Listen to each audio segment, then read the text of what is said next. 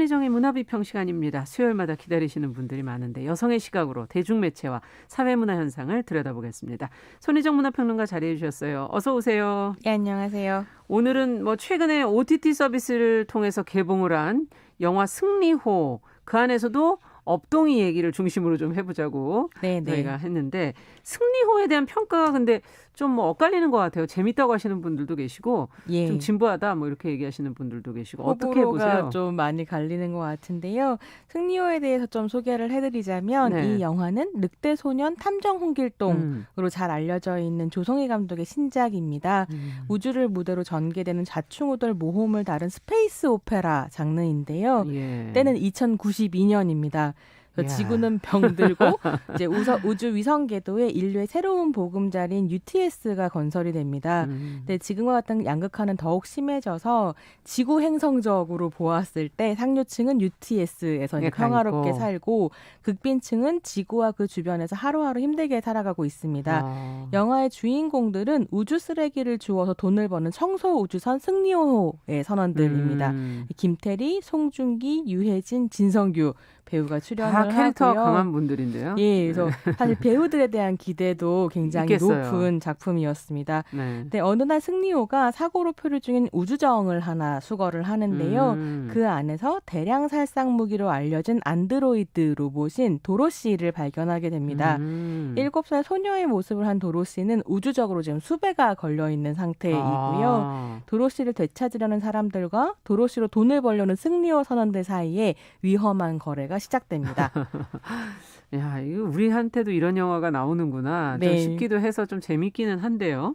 이 영화를 어떻게 개인적으로 보셨어요? 그러니까 이게 아까도 말씀하셨었던 것처럼 영화를 본 사람들 사이에서 호불호가 갈리고 갑론을박이 있었던 건 아무래도 영화가 장르 관습에 충실히 따라가면서 이야기 전개에 있어도 그다지 새로울 것이 없었던 거죠. 그래서 헐리우드 따라하기냐 이런 식의 비판이 있었던 반면에 또 한편으로는 우주 공간과 SF적 상상력을 구현하는 CG 기술이 정말로 대단하더라고요. 우리가 이런 걸 또 스스로 그 국내 배우들이 나오는 걸 보기는 힘들잖아요. 그리고 이제 덱스터라는 회사에서 CG 작업을 했는데요. 이 제작비가 240억 정도인 것으로 알려져 있어요. 한국에서는 와 비싸다 싶은데 사실 헐리우드와 비교하면 말도 안 되는 제작비거든요. 그러니까 지금 승리호랑 가장 많이 비교되는 작품이 가디언즈 오브 갤럭시라는 스페이스 오페라 영화인데 이 영화 제작비가 2,200억이었습니다. 물론 공 하나가 더 붙네요. CG의 내용으로 봤을 때 이렇게 1대1로 비교하는 건 좀 이상하긴 하지만 어쨌거나 관객들은 이것이 헬조선의 힘이다 라고 말을 하는데요. 말하자면 노동자들을 얼마나 과로시킬 거냐 이런 평가가 나오기도 하고 있습니다. 근데 저는 꽤 재미있게 보았는데요. 워낙에도 이제 조성희 감독의 작품들을 좋아하고, 조성희 감독 같은 경우에는 장르 관습 안에서도 자신의 개성을 잘 발휘해온 감독이기 때문에 영화가 너무 장르적이다라고 하는 것은 어떻게 보면 칭찬이기도 한 거죠. 특히 저는 탐정 홍길동을 굉장히 좋아해서 승리호에도 기대를 좀 했었는데요. 제가 사실 승리호에서 재미가 있었던 건 승리호 선원 캐릭터들인 것 같아요. 돈이 되는 일이라면 뭐든지 하는 천재 조종사 송중기라든가 아니면 선원을 이끄는 카리스마 있는 선장, 여자 선장, 잔성장, 힘쓰는 일에는 능하고 머리는 쓰지 않는 깡패 출신의 어떤 선원, 진성규 배우가 연기한 연기력이 캐릭터. 워낙 재밌어서. 근데 이런 캐릭터들 자체는 사실은 가디언즈 오브 갤럭시에서도 나오는 캐릭터고 새로울 건 없지만 그래도 한국 영화에서는 보기 힘든 구성이었고요. 무엇보다 이제 오늘의 주인공인 유해진 씨가 연기한 전투 로봇 출신의 휴머노이드, 그러니까 인간의 모습을 하고 있는 로봇 신업동이 캐릭터가 굉장히 재미있었습니다. 그러면 이걸 어떻게 연기를 한 건가요? 이거 어떤 캐릭터로 되는 건가요? 업동이. 그러니까 로봇이던데요, 화면상에. 실제로 유해진 씨가 연기를 하고 목소리도 연기를 하는데 그걸 CG로 이제 로봇으로 바꾼 거죠. 거군요. 여기서 어떤 캐릭터길래 지금 화제가 되는지.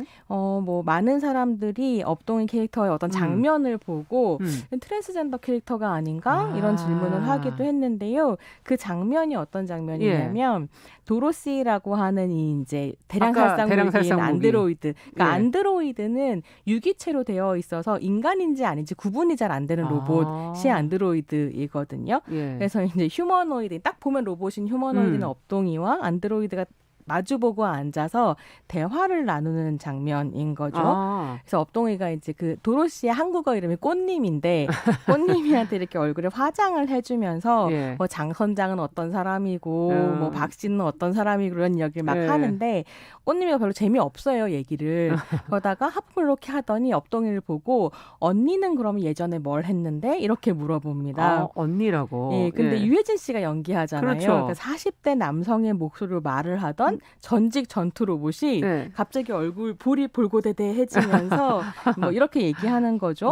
수술 비용만 다 모으면 곧 피부 이식을 할 예정이야. 이렇게 대답을 하거든요. 근데 어떻게 보면 동문서답이죠. 그러네요. 예전에 뭐 했는데 피부 이식할 거야. 이렇게 한 거잖아요. 그러니까요. 근데 사실 언니라고 부른 것에 대한 답이라고 생각한다면 굉장히 정확한 답을 한 셈입니다. 네, 그렇군요. 기분이 어땠길래 그렇게 볼이 발그대대. 너무 귀여워요.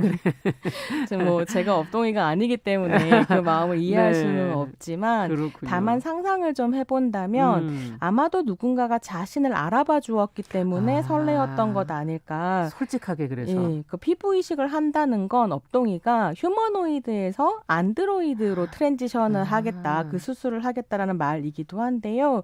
업동이에게 안드로이드가 된다는 건 한편으로 남성형 로봇에서 여성형 로봇이 되겠다라는 말이기도 하죠. 그래서 언니라는 말은 업동이의 정체성이 여성형이라는 걸 알아봐 주었다는 의미이면서 동시에 안드로이드가 되고자 하는 그의 꿈을 이해해 주었다라는 누군가가 나를 알아봐 준다면 좋은 거죠. 뭐. 네, 그렇습니다. 이야.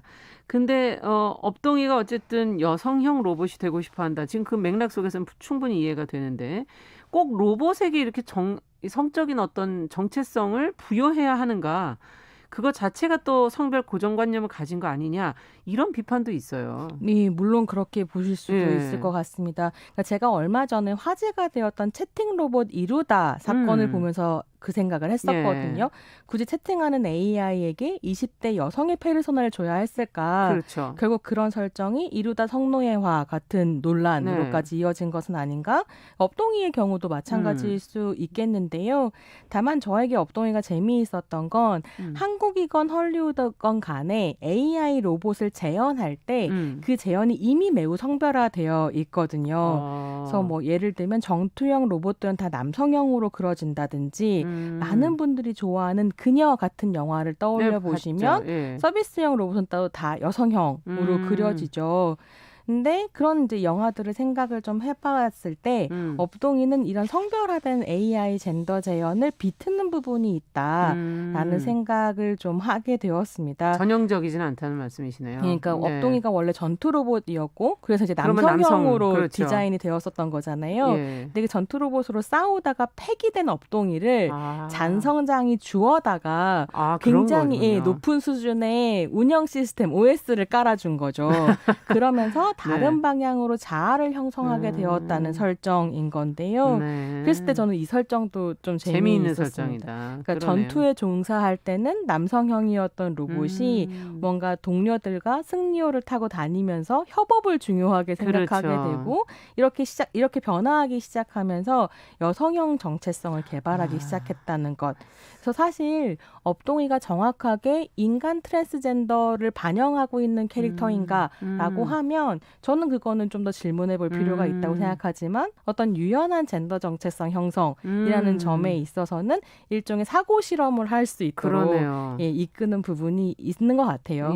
근데 업동이가 그럼 궁극적으로 되고 싶은 게 과연 뭘까? 지금 그 맥락 속에서 사람일까? 아까 이제 뭐 휴머노이드에서 안드로이드로 전환되고 싶고 점점 그레이드를 높여가면 결국 인간 아닌가? 이런 생각도 들기도 하고 아니면 정말 되고 싶은 건 여잔가? 제가 궁금한 건 그 부분이거든요. 그러니까 이게 정말 재미있는 질문이라고 생각을 했는데요. 어떻게 보면 그런 상상을 좀 하다 보면 그러니까 인간에게 중요한 것은 인간을 인간답게 하는 것은 이성이 아니라 신체일 수도 있겠다. 이런 생각도 좀 해보게 되기도 하고요. 근데 저는 뭐 곰곰이 생각을 하면서는 업동이는 사람이 되고 싶었다기보다는 안드로이드가 되고 싶었겠다. 왜냐면 안드로이드는 사람과 식별되지 않는 신체를 가지고 있는 있는 로봇이잖아요. 근데 승리호를 보시면 이 승리호의 세계관 안에서 인간과 로봇 사이의 차별이 되게 심하거든요. 그게 보여지는 것 때문에. 그래서 눈에 드러나고 굉장히 인간 중심적인 세상이 펼쳐지고 있는데 그렇게 로봇이 차별받는 존재라고 한다면 자아를 가지게 된 업동이의 입장에서는 사람이 되고 싶다. 이전에 사람으로 식별되고 싶다. 그렇죠.가 더 가까운 것이 아닐까라는 생각이 좀 들었습니다. 네. 근데 저는 이 영화에서 좀 재밌었던 것이 이제 각 캐릭터를 통해서 인간다움을 설명하는 방식이 좀 다르거든요. 그래서 김태리의 캐릭터인 장선장은 불의에 맞서 싸우고 혁명을 일으키는 것이 그의 인간다움이라면 송중기 캐릭터 같은 경우는 부성이 인간다움으로 설명이 되고 업동이는 내가 무엇이 되고 싶다라고 하는 자아 실현, 그 욕망이 이제 인간다움으로 그렇군요. 그려진다는 것이 좀 재미있었습니다. 네. 요즘에 뭐 4차 산업혁명 얘기도 하면서 기술에 대한 얘기들이 많고 인간을 위한 그런 기술 이런 테크놀로지 이런 논의들이 많이 되고 있잖아요. 정말 기술이 앞으로 우리에게 더 좋아지는 세상을 만들어줄까 네. 여러 가지 생각을 하게 되는데요. 참 승리호를 보면 그런 비전은 잘 볼 수가 없는 부분들이 좀 있고 네. 그렇게 간단하지 않을 것 같다는 생각이 들더라고요. 그러니까 승리호 자체도 계급 간의 이제 차이와 양극화가 굉장히 심해진 디스토피아 세계이고 공간만 우주로 확장되었지 인간사는 여전히 굉장히 불평등한 그렇군요. 상황이거든요. 네. 그리고 보면 지구를 망친 인간들이 우주로 나아가서 우주도 지금 쓰레기통으로 만들고 있는 이런 상황이에요. 네. 그래서 업동이도 트랜지션 수술을 하기 위해서 엄청나게 돈을 모아야 하는 설정이거든요. 그렇게 보면 인간이 스스로를 해방시키지 않는 한 스스로 평등한 사회를 만들지 않는 한 테크놀로지가 우리를 해방시켜주지는 않을 것 같다. 그런 그렇군요. 생각이 들었습니다. 끝으로 이런 어떤 트랜스젠더 같은 소수자 캐릭터를 이렇게 쓰는 경향 이거에 대해서는 어떻게 생각하시는지 한 말씀만 듣고 마무리하죠. 최근에 한국의 트랜스젠더 캐릭터들이 영화에 많이 등장을 하고 있고 다만 악에서 구하소서 같은 영화에서 이제 박정민 배우가 트랜스젠더 여성 캐릭터를 연기하면서 상을 수상하기도 했습니다. 근데 저는 이렇게 트랜스젠더 존재의 가시성이 드러나는 건 굉장히 좋은데 한편으로는 시스젠더 남자 배우가 트랜스젠더 여성을 연기해서 상을 받는다. 이 안전한 설정에 대해서 좀 고민을 하게 되고요. 트랜스젠더 당사자 배우들이 더 많이 활동할 수 있기를 기대해 봅니다. 네. 자, 손희정의 문화비평 오늘 승리호 얘기 그 안에서 업동이 얘기 해봤습니다. 오늘 말씀 잘 들었습니다. 감사합니다. 감사합니다. 자, 오늘 코로나19 백신 출하가 시작됐다는 소식으로 시작을 했는데요. 앞으로 65세 미만의 접종이 실시될 예정이라고 하지요. 자, 수요일 순서는 여기서 마치도록 하겠습니다. 저는 내일 오전 10시 5분에 뵙겠습니다. 감사합니다.